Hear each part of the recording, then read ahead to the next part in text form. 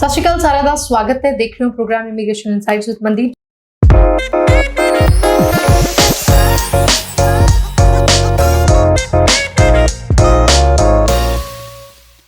जिदा ਤੁਹਾਨੂੰ पता है कि हर वारी ਅਸੀਂ विदेश जाਣ ਨੂੰ ਲੈ ਕੇ सवालों ਤੇ चर्चा करते हैं और इस बार एक बारी फिर तो मेरे नाल जुड़े ने वसनों मिस्टर प्रदीप जी, स्वागत करते हैं जी। सत श्री अकाल जी, थैंक यू। सत श्री अकाल जी। ਤੁਸੀਂ ਵੀ ਸਾਡੇ ਨਾਲ ਜੁੜ ਸਕਦੇ ਹੋ, ਸਕਰੀਨ ਦੇ ਹੇਠਾਂ ਨੰਬਰ ਸਾਂਝੇ ਕਰ ਰਹੇ ਹੋ, ਉਧਰ ਵੀ ਕਾਲ ਕਰ ਸਕਦੇ ਹੋ। ਅਦਰਵਾਈਜ਼ ਜਿਹੜਾ ਸਾਡਾ ਕਮੈਂਟ ਸੈਕਸ਼ਨ ਹੈ ਉੱਥੇ ਵੀ ਤੁਸੀਂ ਜਿਹੜੇ ਆਪਣੇ ਸਵਾਲ ਹੈ ਸਾਂਝੇ ਕਰ ਸਕਦੇ ਹੋ। ਸਾਡੇ ਪਿਛਲੇ ਐਪੀਸੋਡ ਨੂੰ ਤੁਸੀਂ ਬਹੁਤ ਸਾਰਾ ਪਿਆਰ ਦਿੱਤਾ ਔਰ ਉਹਨਾਂ 'ਚ ਜਿਹੜੇ ਕਮੈਂਟ ਸੀ ਉਹਨਾਂ ਕਮੈਂਟ ਦੇ ਆਧਾਰ ਤੇ ਅਸੀਂ ਅੱਜ ਦਾ ਸ਼ੋਅ ਲੈ ਕੇ ਹਾਜ਼ਰ ਹੋਏ ਹਾਂ। ਸਰ ਬਹੁਤ ਸਾਰੀ ਕੁਐਰੀ ਹੈਗੀ ਹੈ ਟੂਰਿਸਟ ਵੀਜ਼ਾ ਦੀ।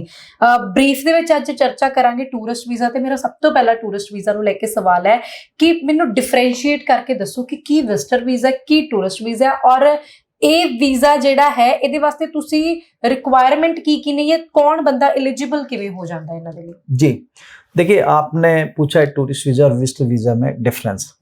जो टूरिस्ट वीजा होता है वो आप टूरिज्म पर्पज के लिए जा रहे हो, प्लेजर के लिए जा रहे हो, लेजर के लिए जा रहे हो, मतलब घूमने फिरने के लिए जा रहे हो।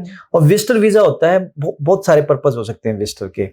आप किसी से मिलने जा रहे हो, ठीक है, आपका रिश्तेदार हो सकता है, आपका फ्रेंड सर्कल में कोई हो सकता है, माइट भी आप कोई बिजनेस मीटिंग के लिए जा रहे हो, माइट भी आप क्या नाम है मेडिकल ट्रीटमेंट के लिए जा रहे हो। तो मतलब टूरिस्ट वीजा मतलब आप हॉलीडे पे जा रहे हो और विजिटर वीजा मतलब आप किसी से मिलने जा रहे हो। This is the main difference between tourist and visitor. ठीक है, और इसके लिए हम रिक्वायरमेंट्स क्या है, क्योंकि जब हम स्टडी की बात करते हैं तो वहां पे हमारी रिक्वायरमेंट्स हो जाती हैं। यहाँ पे मेरा रिक्वायरमेंट से सीधा सीधा सवाल है कि कोई एज ग्रुप से जुड़ा हुआ भी होता है कि हाँ आपकी ये एज होनी चाहिए, आपके पास में कुछ कागजात होने चाहिए कि हाँ आप इन्हीं कागजात के आधार पर अप्लाई कर सकते हो। देखिए मनदीप, यहाँ पे ना एम्बेसी ने वीजा देना है, तो एम्बेसी जो वीजा देती है वो एक फाइनेंशियल साउंड और एक रीजनेबल कैंडिडेट को वीजा देती है। राइट। यहाँ वीजा एक छोटा बच्चा है उसका भी लग सकता है, चाहे वो टूरिस्ट है चाहे विजिटर है, ठीक है। और एक मतलब एक मैच्योर पर्सन का भी वीजा रिफ्यूज हो सकता है। एम्बेसी ने देखना है कि what is the exact purpose, purpose क्या है, फैमिली जो पर्सन जा रहा है वो कितना इस्टेब्लिश्ड है इंडिया में, ठीक है, उसकी फैमिली कितनी इस्टेब्लिश्ड है, और क्या वो वहां जाके ऐसा तो नहीं कि अंडरग्राउंड हो जाएगा, वापस आएगा या नहीं आएगा। तो यहाँ पे फाइनेंशियल साउंड सिचुएशन देखी जाती है, कितने फाइनेंशियल साउंड है वो पर्सन और उसकी फैमिली जो अप्लाई कर रहा है टूरिस्ट या विजिटर, और उसकी फैमिली में कौन कौन है, ठीक है, उसके जब बाहर जा रहा है तो किस पर्पज से जा रहा है, वहां उसके कैसे टाइप्स हैं, जो उस पर्सन को बुला रहा है वो कितना सॉलिड पर्सन है, क्या वो ऐसा तो नहीं कि ऑलरेडी खुद इलीगल है।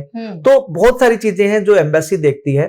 पर्पज यही है कि आप जा रहे हो, पर्पज किसी न किसी पर्पज से जा रहे हो, वो आपका पर्पज सोल्व होना चाहिए और पर्पज जेन्युइन होना चाहिए, तब तो आपको वीजा मिलेगा, अदरवाइज आपका स्ट्रेट फॉरवर्ड रिजेक्शन हो जाएगा। अच्छा सर, बहुत सारे ऐसे कैंडिडेट ने जिन्होंने स्टडी वीजा अप्लाई करना सी लेकिन वही 18 तो 24-25 साल की उम्र दे विच टूरिस्ट वीजा अप्लाई किया, रिफ्यूजल आ गई। उन्होंने स्टूडेंट नु स्टडी वाले पासे नु जाना चाहिए कि टूरिस्ट वीजा वास्ते अप्लाई करना चाहिए? देखिए अगेन मनदीप, सेम ही क्वेश्चन है कि जो हाई कमीशन है ना वो पर्पस देखती है। 18 से 24 साल का जो स्टूडेंट है मतलब उसकी अभी एजुकेशन की लाइफ है और वो टूरिस्ट वीजा अप्लाई कर रहा है। टूरिस्ट वीजा में माइट भी वो उसका कोई रिश्तेदार है, ठीक है, मैं अपनी बात करूं, मैं अपने बच्चों की बात करूं, ठीक है, वो ऑस्ट्रेलिया भी ट्रैवल्ड है, दूसरे कंट्रीज में ट्रैवल्ड है, बहुत छोटे छोटे बच्चे हैं। तो एम्बेसी ने पर्पस देखा और वही एक बच्चा 18 साल का है या 20 साल का भी है, ठीक है, वो एक टूरिस्ट पे अप्लाई कर रहे हैं, फैमिली की बैकग्राउंड ठीक है नहीं, आइडिया सॉलिड है नहीं, एम्बेसी को लगता है कि ऐसा पर्सन वहां जाके वापस नहीं आएगा, टूरिस्ट वीजा को वहां पे किसी न किसी और वीजा में कन्वर्ट कराने की कोशिश करेगा। फिर मेरा आंसर यही रहेगा कि जो टूरिस्ट या विजिटर वीजा पे अप्लाई कर रहा है उसकी और उसकी फैमिली की स्टोरी एम्बेसी देखती है। एम्बेसी को ये देखना है कितने फाइनेंशियल साउंड है, फैमिली में कौन कौन मेंबर है, वो उनके पास कितने फंड्स हैं, उनकी एनुअल इनकम ITR कितने की है, और जहां वो जा रहे हैं वो किस पर्पज से जा रहे हैं, क्या वहां जाके ये अंडरग्राउंड तो नहीं हो जाएगा। इस बेस पे वीजा लगता है, इसी बेस पे रिजेक्शन होती है। अब आपके क्वेश्चन का आंसर दे रहा हूं, 18 से 24 इस जो एज के ग्रुप के मेंबर्स हैं, स्टूडेंट्स हैं, उनको पहले स्टूडेंट वीजा अप्लाई करना चाहिए, क्योंकि स्टूडेंट वीजा के लिए आप अप्लाई करेंगे तो एक स्टेट आपका लॉजिक है कि भाई you are going for the education purpose, ठीक है। अभी आपने इंडिया पूरा घूमा नहीं है, ठीक है, आप कनाडा अप्लाई कर रहे हैं, आप US अप्लाई कर रहे हैं, आप UK अप्लाई कर रहे हैं, तो एम्बेसी को पता है कि भाई ये वहां जाके वापस नहीं आएंगे। बट 18 से 24 वालों के भी वीजे आते हैं, बट डिपेंड करता है अगेन या अगेन केस टू केस पे सब कुछ डिपेंड है। ਬਿਲਕੁਲ ਤੁਸੀਂ ਫਾਈਨੈਂਸ਼ੀਅਲੀ ਸਾਊਂਡ ਹੈਗੇ ਹੋ ਤਾਂ ਬਹੁਤ ਈਜ਼ੀ ਜਿਹੜੇ ਆ ਚਾਂਸ ਬਣ ਜਾਂਦੇ ਆ ਤੁਹਾਡਾ ਵੀਜ਼ਾ ਗ੍ਰਾਂਟ ਹੋਣ ਦੇ। ਸਰ ਤੁਸੀਂ ਹੁਣੇ ਜ਼ਿਕਰ ਕੀਤਾ ਸੀ ਕੁਝ ਇੱਕ ਦੇਰ ਪਹਿਲਾਂ ਕਿ ਜੇਕਰ ਤੁਹਾਨੂੰ ਕੋਈ ਬੁਲਾ ਰਿਹਾ ਹੈ ਤਾਂ ਬੁਲਾਉਣ ਤੋਂ ਭਾਵ ਮੈਂ ਜਾਨਣਾ ਚਾਹੂੰਗੀ ਸਪਾਂਸਰਸ਼ਿਪ ਸ਼ਬਦ ਜਿਹੜਾ ਅਸੀਂ ਆਮ ਤੌਰ ਦੇ ਉੱਪਰ ਸੁਣਦੇ ਆ, ਕੌਣ ਸਪਾਂਸਰ ਕਰ ਸਕਦਾ? ਕਿ ਇੱਕ ਸਿਰਫ ਕਾਗਜ਼ ਦਾ ਟੁਕੜਾ ਭੇਜ ਦਿੱਤਾ ਕਿ ਸਾਡੇ ਘਰੇ ਆ ਪ੍ਰੋਗਰਾਮ ਹੈ ਤੁਸੀਂ ਆ ਜਾਓ, ਉਹਨਾਂ ਇਨਫ ਹੁੰਦਾ, सफिशिएंट ਹੁੰਦਾ, ਉਸ ਦੇ आधार ਦੇ ਉੱਤੇ वीजा लग जाता है? नहीं, देखिए बहुत सारे डॉक्यूमेंट रिक्वायर्ड है। पहले तो मैं बताऊंगा, जब आपने स्पॉन्सरशिप की बात करी, इनविटेशन भी बोल सकते हैं इसको, तो किस किस टाइप के इनविटेशन हो सकते हैं। अब देखिए, एक तो स्टूडेंट कोई बाहर पढ़ने गया है, उसके पेरेंट्स, ब्रदर, सिस्टर, दादा दादी, नाना नानी, कोई भी उनसे मिलने जा रहा है। तो अब एक स्टूडेंट से मिलने जा रहा है तो 2 या 3 टाइप की इनविटेशन, 3 टाइप की इनविटेशन है। पहली बात, वो उसकी डिग्री कंप्लीट हो रही है, कॉन्वोकेशन लेटर यूनिवर्सिटी देती है कि भैया इसको डिग्री अवार्ड होनी है, तो आपके मतलब स्टूडेंट के फादर मदर या ब्रदर सिस्टर या अगेन दादा दादी को वो इनवाइट कर रहा है ताकि वो डिग्री के टाइम पे, जब डिग्री अवार्ड होगी उस टाइम पे उस फंक्शन में शामिल हो सके। ठीक है। तो अगेन अगर ब्रदर सिस्टर बहुत छोटे हैं या कॉलेज की एज के हैं तो अगेन उनके भी चांसेस कम हो जाएंगे। मम्मी पापा, दादा दादी, इनके चांसेस हाई हैं वीजा लेने के, मिलने के। तो कॉन्वोकेशन लेटर एक हो सकता है। दूसरा, अभी कॉन्वोकेशन में बहुत टाइम है, बहुत टाइम है कॉन्वोकेशन में। यूनिवर्सिटी लिख के दे दे कि भाई इसके मम्मी पापा या जिस भी को भी वो स्पॉन्सर कर रहे हैं वो आना चाहते हैं, इससे मिलना चाहते हैं, तो वो एक इन्विटेशन लेटर और हो सकता है यूनिवर्सिटी से। तीसरा, यूनिवर्सिटी से वो इन्विटेशन नहीं ले रहा, स्टूडेंट खुद सेल्फ इन्विटेशन दे रहा है कि जी मैं अपने मम्मी पापा से या भाई बहन से या अपने दादा दादी से मिलना चाहता हूँ। ठीक है। अब डिपेंड करता है कि कॉन्वोकेशन पे तो सक्सेस रेट बहुत हाई है, लेकिन अच्छा यूनिवर्सिटी इनविटेशन देती है तब भी हाई है, लेकिन अगर सेल्फ इनविटेशन है तो तब ये देखा जाता है कि भाई उसकी जो फैमिली में जो पर्सन उसको स्पॉन्सर कर, जिसको जो मिलने जा रहे हैं वो यहाँ पे कितने फाइनेंशियल साउंड है, उनकी कितने की ITR है, कितने की प्रॉपर्टी है, ठीक है, नेटवर्थ क्या है, तो उसके पास लिक्विड और फिक्स असेट्स में क्या है, जिसको सी वैल्यूएशन रिपोर्ट बोलते हैं। तो ये सारी चीजें देखी जाती है, उसी बेस पे उसकी ट्रैवल हिस्ट्री क्या है, उस बेस पे वीजा लगता है। बट अगेन स्टूडेंट से मिलने जा रहा है तो 3 इनविटेशन मैंने बताई, एक कॉन्वोकेशन वाली, यूनिवर्सिटी लिख के देगी कॉन्वोकेशन है, डिग्री अवार्ड होनी है बच्चे को और उस टाइम पे आप जा सकते हो। दूसरा, अभी कॉन्वोकेशन में टाइम है तो यूनिवर्सिटी लिख के दे रही है कि भाई ये अपने मम्मी पापा या दादा दादी भाई बहन को स्पॉन्सर कर, मतलब मिलना चाहते हैं, या फिर बच्चा सेल्फ इन्विटेशन देता है, लिख के नोटरी करा के वो भेज देते हैं। ठीक है। दूसरा, अदर देन स्टूडेंट्स की बात करेंगे। अब तो ने ना जिन्हां कोल हैगी है स्पॉन्सरशिप जी, जिन्हां कोल इनविटेशन हैगा जी, अब जिन्हां कोल इनविटेशन नहीं है उस पे भी आएंगे, उस पे भी आएंगे। अदर देन स्टूडेंट से मेरा भाव है कि यहाँ पे कोई भी पर्टिकुलर पर्सन एप्लीकेंट बाहर जा रहा है तो उसके माइट भी कोई इमीडिएट रिलेटिव वहां बैठे हैं, वो इनविटेशन दे रहे हैं। ठीक है। कोई फैमिली फ्रेंड है वो इनविटेशन दे रहे हैं, तो वो भी एक इनविटेशन है, उस बेस पे भी वीजा लग सकता है। और तीसरी कैटेगरी है कि भाई कोई भी आपका ना तो रिश्तेदार है ना कोई फ्रेंड है, तो आप होटल बुकिंग करके भी जा सकते हो। होटल बुकिंग आपको करनी होगी और आपको एक आइटनरी ट्रैवल प्लान देना होगा कि आप उस कंट्री में कहाँ कहाँ ट्रैवल करेंगे, तो ये भी एक बेस हो सकता है। Last but not the list, आप कोई बिजनेस पर्पज से जा रहे हैं जिसको विजिटर वीजा में या बिजनेस विजिटर वीजा में काउंट कर सकते हो। आपकी यहाँ कंपनी है, वहां आप किसी कंपनी से कोई डील करने जा रहे हो तो आपकी इनविटेशन वहां से आई हो, या फिर कोई आप कॉन्फ्रेंस अटेंड करने जा रहे हो, जैसे मैं बार बार जाता हूँ कॉन्फ्रेंस अटेंड करने जाता हूँ, तो वो कॉन्फ्रेंस में अगली कंपनी हमें स्पॉन्सरशिप देती है, इवन के हमारा होटल भी बुक करती है, सारा ट्रैवल प्लान भी देती है कि आपका इवेंट कैसे कैसे रहेगा, किस टाइप से ये कॉन्फ्रेंस चलेगी। तो कोई बिजनेस है तो बिजनेस वाले में अपना कोई कंपनी इनविटेशन दे रही है या कोई कॉन्फ्रेंस की इनविटेशन है, तो ये कुछ इनविटेशन है जिस बेस पे पर्टिकुलर एप्लीकेंट अपना वीजा अप्लाई कर सकता है। ठीक है। डॉक्यूमेंट्स उधरों किहड़े रिक्वायर्ड ने ते असि जो इंडिया चो अप्लाई करना है इधर भी कैंडिडेट को किहड़े डॉक्यूमेंट्स जरूरी ने? चलिए जी, अब आप नोट कर लीजिए कौन कौन से डॉक्यूमेंट रिक्वायर्ड है। आप अगर वेस्टर्न ओवरसीज के ऑफिस में आएंगे तो हमने हर एक एप्लीकेंट के लिए एक चेकलिस्ट बना रखी है कि आप किस कैटेगरी में फॉल करते हैं, उसके क्या डॉक्यूमेंट रिक्वायर्ड है।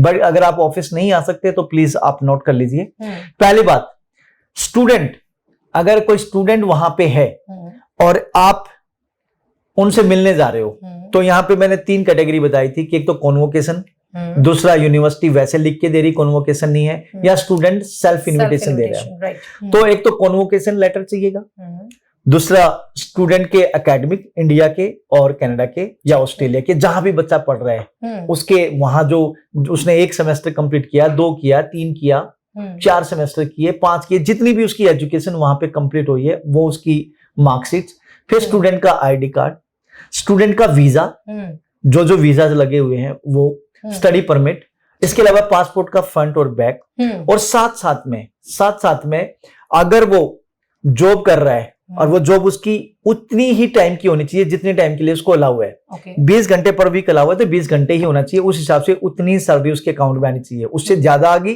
तो एम्बेसी उसको भी ट्रेस कर लेगी, तब भी आपका मतलब वीजा रिजेक्ट कर सकती है, और आपका बेटा या बेटी जो वहां बैठा है उसका भी वीजा रिजेक्ट हो सकता है। Next, accommodation letter.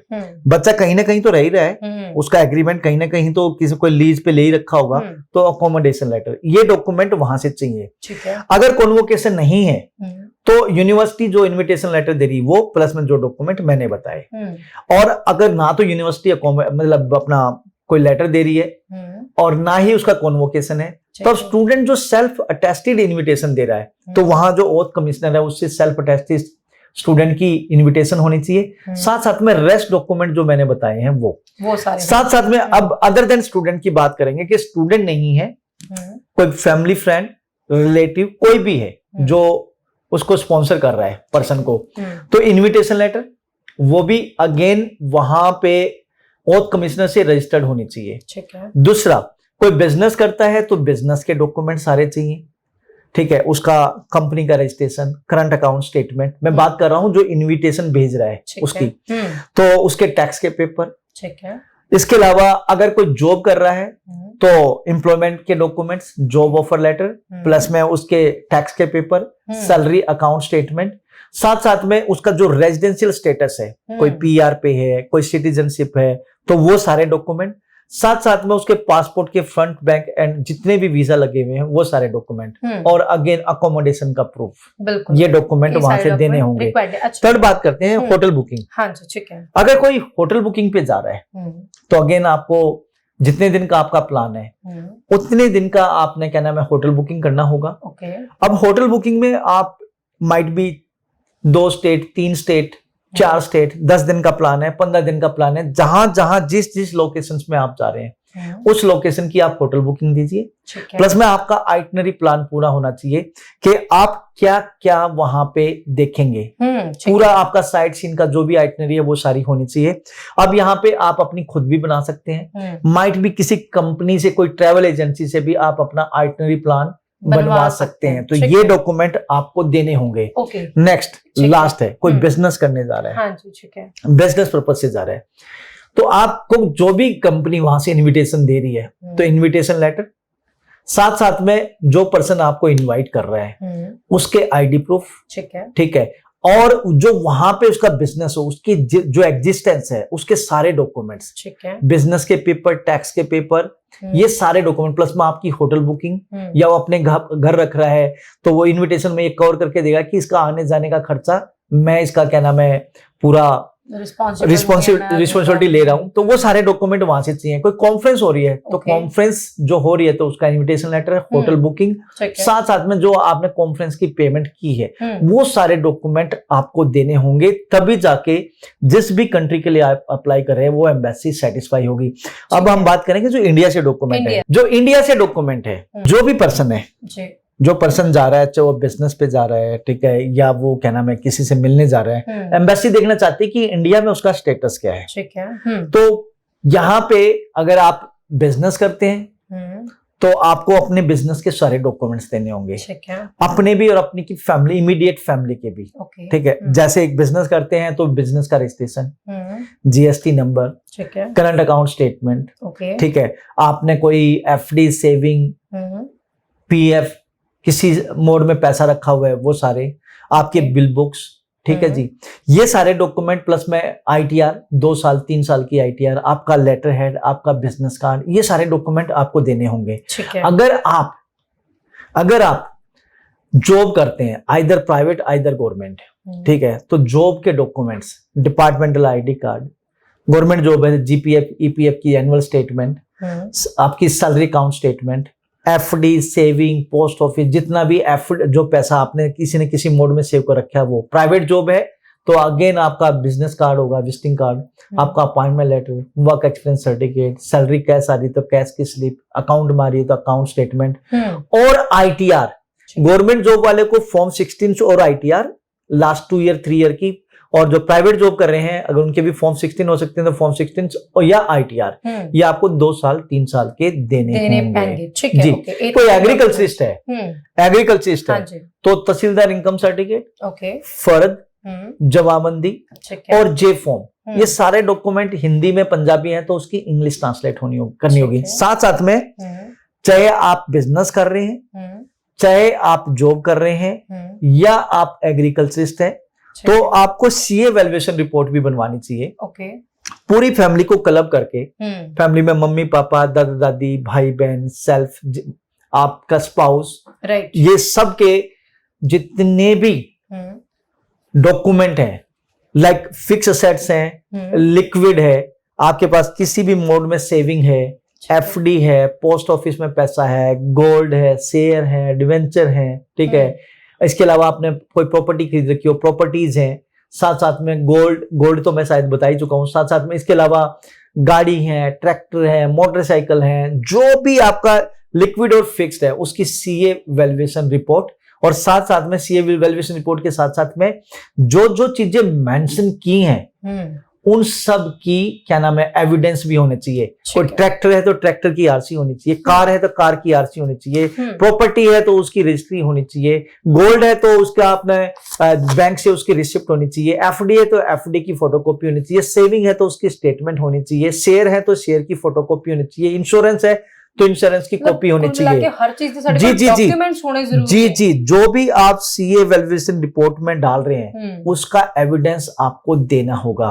इसके अलावा बिजनेस की मैं ऑलरेडी डिस्कस कर चुका हूं कि बिजनेस आप करते हैं तो आपका जीएसटी नंबर और सारी चीजें, तो ये सारे डॉक्यूमेंट हमें चाहिए। रिक्वायर्ड है। ठीक है, एक और सवाल सर जाते जाते कि किसी बंदे दी पिछली ट्रैवल हिस्ट्री जरूरी है होनी कि किसी और कंट्री च ट्रैवल कीता होवे? देखिए डिपेंड करता है, अगर आपकी ट्रैवल हिस्ट्री है तो वेल एंड गुड है। कोई यहाँ से ना थाईलैंड और सिंगापुर घूम के, मलेशिया घूम के कनाडा का वीजा लगाने की कोशिश करते हैं, और वीजे आते भी रिजेक्शन के हाई चांसेस होते हैं। एम्बेसी देखती है कि इंडिया में उसका स्टेटस क्या है। ठीक है, अगर उसका इंडिया में स्टेटस अच्छा है, उसके पेरेंट्स की उसकी एनुअल इनकम आईटीआर सॉलिड है, प्लस में उसके पास रेगुलर फ्लो में कैश है, और तो उस पर्सन का वीजा लग जाता है। लेकिन नहीं तो ट्रैवल हिस्ट्री तो वैसे भी मैटर करती है कि आप पर्टिकुलर फ्रिक्वेंटली किस किस कंट्री में विजिट कर रहे हैं, किस किस में नहीं विजिट किया है, तो उस पे वीजा तो लगता ही लगता है। लेकिन साथ साथ में आपकी इंडिया में स्टेटस भी देखा जाता है, और साथ में जो आपको वहां पे इनवाइट कर रहा है उसका भी स्टेटस देखना है। अब कोई यूएसए से इनविटेशन भेजता है या कनाडा से इनविटेशन भेजता है, यहाँ से 2 नंबर में गए वो, ठीक है, अब वो चलो वर्क वीजा पे है या पक्के हो गए, इन्विटेशन वो दे रहे हैं, तो हाई कमीशन ये चीज देखती है कि वो पर्सन मेरे कंट्री में किस तरीके से एंटर हुआ था, अब वो कौन से स्टेटस पे, तो वो भी मैटर करता है कि जो आपको बुला रहा है वो उसका स्टेटस क्या है। ठीक है, तो यहाँ पे फाइनेंशियल सिचुएशन मैटर करेगी, साथ साथ में ट्रैवल हिस्ट्री मैटर करेगी, और जो पर्सन बुला रहा है वो भी मैटर करेगा। ठीक है, थैंक यू सर इन्फॉर्मेशन साझी करने के लिए और जानकारी देने लिए। मैं साथ साथ में यहाँ पे एक ही चीज बोलूंगा कि अगर आप भी टूरिस्ट के लिए अप्लाई करना चाहते हैं किसी भी कंट्री का, तो वेस्टर्न ओवरसीज के नियरेस्ट ब्रांच में आ सकते हैं, और जिस भी कैटेगरी में आप फॉलो करते हैं उसकी चेकलिस्ट आपको दी जाएगी, वो चेकलिस्ट आप फॉलो करिए और उसके बाद हम आपकी फाइल लगाएंगे, होप सो आपका वीजा लग जाए। बिल्कुल जी, बाकी कोशिश की कि ਤੁਹਾਡੇ ਸਾਰੇ ਸਵਾਲਾਂ ਦੇ ਅਸੀਂ ਜਵਾਬ ਦੀ, ਲੇਕਿਨ ਫਿਰ ਵੀ ਤੁਹਾਨੂੰ ਲੱਗਦਾ ਹੈ ਕਿ ਤੁਹਾਡੀ ਕੋਈ ਕੁਐਰੀ ਹੈਗੀ ਹੈ ਤਾਂ ਕਮੈਂਟ ਸੈਕਸ਼ਨ ਅਵੇਲੇਬਲ ਹੈ, ਤੁਸੀਂ ਆਪਣਾ ਸਵਾਲ ਉੱਥੇ ਛੱਡ ਸਕਦੇ ਹੋ, ਜਾਂ ਫਿਰ ਤੁਸੀਂ ਕਾਲ ਕਰਕੇ ਵੀ ਵੈਸਟਰਨ ਓਵਰਸੀਜ਼ ਦੀ ਟੀਮ ਨਾਲ ਰਾਬਤਾ ਕਾਇਮ ਕਰਕੇ ਆਪਣੇ ਸਵਾਲਾਂ ਦੇ ਜਵਾਬ ਪਾ ਸਕਦੇ ਹੋ। ਅਸੀਂ ਫਿਰ ਤੋਂ ਹਾਜ਼ਰ ਹੋਵਾਂਗੇ। ਰੱਖੋ ਧਿਆਨ, ਧੰਨਵਾਦ ਜੀ, ਸਤਿ ਸ਼੍ਰੀ ਅਕਾਲ।